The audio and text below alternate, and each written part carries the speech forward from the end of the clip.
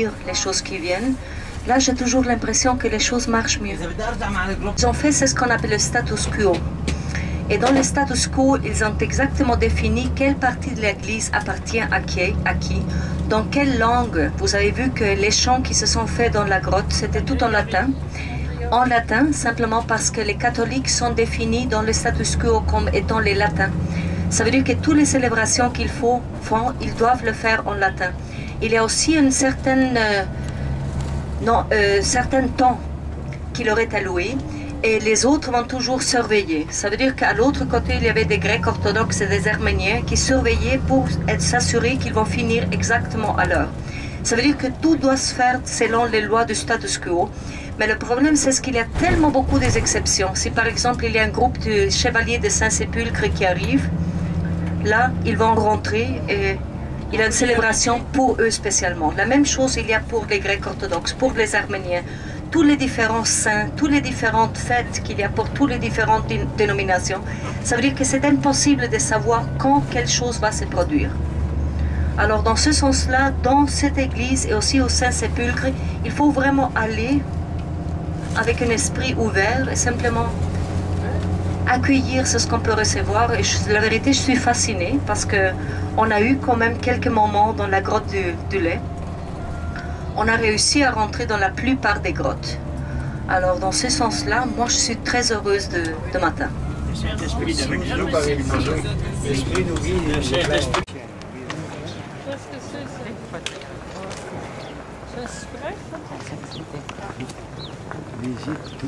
En 7 ans, il y avait une femme dans mon groupe qui, à un moment donné, m'a dit est-ce qu'il y aurait un endroit pour apporter des choses?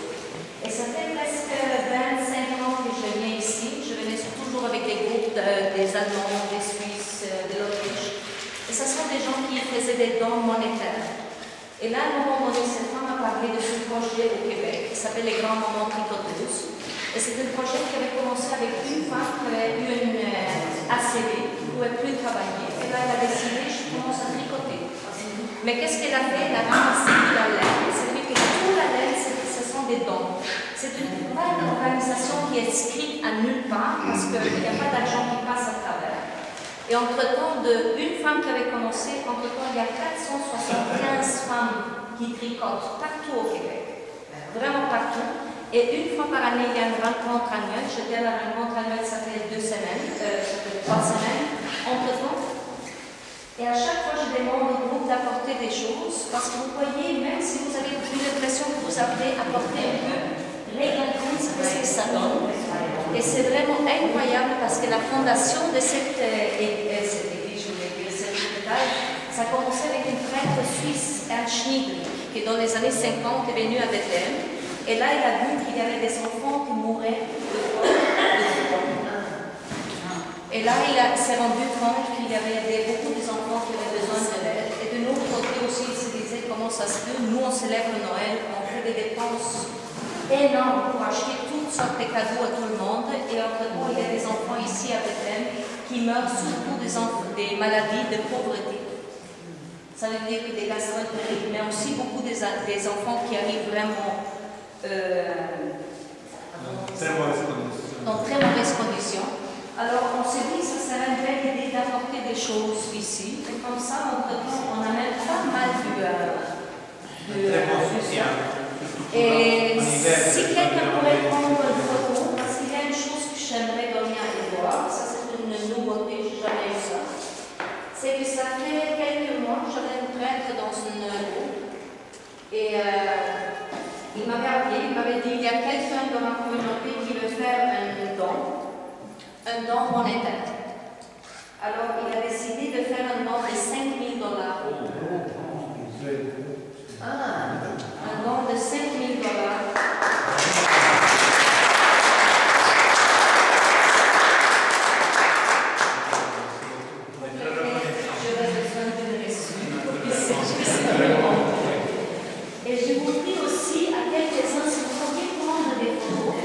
Parce que c'est ce qu'on fait une fois par année, c'est qu'il y a une rencontre des grands moments tricoteuses et elles adorent voir où on amène les choses.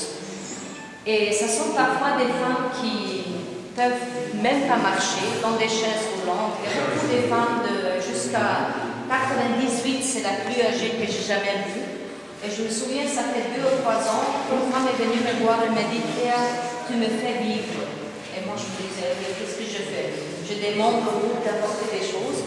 Mais là, je réalisais que cette femme n'a plus de famille, avait aucune raison de vivre. Et maintenant, elle tricote, mais comme une folle, surtout des petits pamplemets. C'est-à-dire qu'entre-temps, souvent, je fais une demande, je leur dis quels sont les besoins. Alors maintenant, il y a même des gens qui ont commencé à faire des... il y a des gens qui ne savent pas développer. Oh non, ça peut pas bon. Alors, il y a des gens qui ont commencé à faire des choses en... D'habitude, j'essaie d'amener en hiver des choses en laine, mais quand même, j'en suis... Mon film, c'est comme il faut, c'est trop beau. C'est mou. Mais ça en connaîtrait des personnes, des femmes qui voudraient s'ajuster au groupe, ça se peut-tu? Oui. Oui. Je pourrais vous donner le courriel, je pourrais vous donner le numéro de téléphone. Et la seule chose à vous à faire, et entre-temps, il y a beaucoup de communautés, beaucoup de paroisses qui font ça, qu'à un moment donné, ils décident de faire une quête de laine. Après, ça, on trouve des gens qui veulent tricoter. Là, on trouve des bénévoles qui vont apporter toutes les choses à Montréal. Et entre-temps, les choses vont à environ 27 différents pays. À partir des spirituaux, on a amené déjà des choses au Kenya, Cambodge, Laos, la Roumanie, la Palestine. En tout cas, déjà 27 pays. Alors, imaginez-vous aussi pour l'hôpital, c'est quelque chose de génial, parce qu'entre-temps, s'il y a des femmes qui quittent, souvent ils y arrivent avec des enfants. Il y a beaucoup de femmes qui quittent avec les enfants, surtout en hiver, et ils n'ont pas le nécessaire. Alors, on leur donne des habits.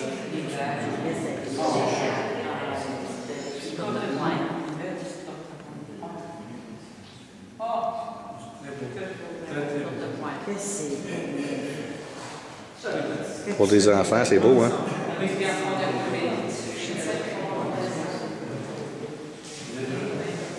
après, ça prenait 1-2 minutes, parce que c'est ce que je viens de vous montrer pour une fille, il y a le même outfit pour une...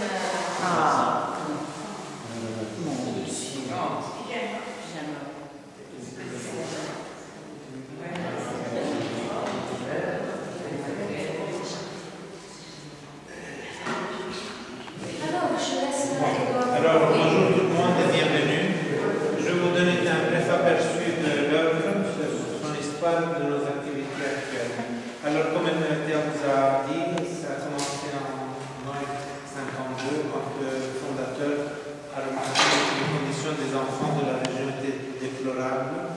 Il y avait une très forte mortalité, de froid, de maladies, beaucoup de raisons de faim. Alors, il a vu que ce n'était pas assez que l'aide pour apporter à cette une aide d'émergence n'est pas suffisante pour la région. Alors, il a décidé de fonder un petit hôpital. Il a loué 2 chambres, il a mis 10 ou 12 lits. Il a appelé ça Caritas Baby Hospital. Les dons pour cet hôpital continuaient à venir de la Suisse et de l'Allemagne, principalement ce temps-là. Et en 1964, l'association des évêques catholiques de la Suisse décidait de fonder une association qui s'appelle Secours aux enfants à Bethléem pour soutenir cet hôpital.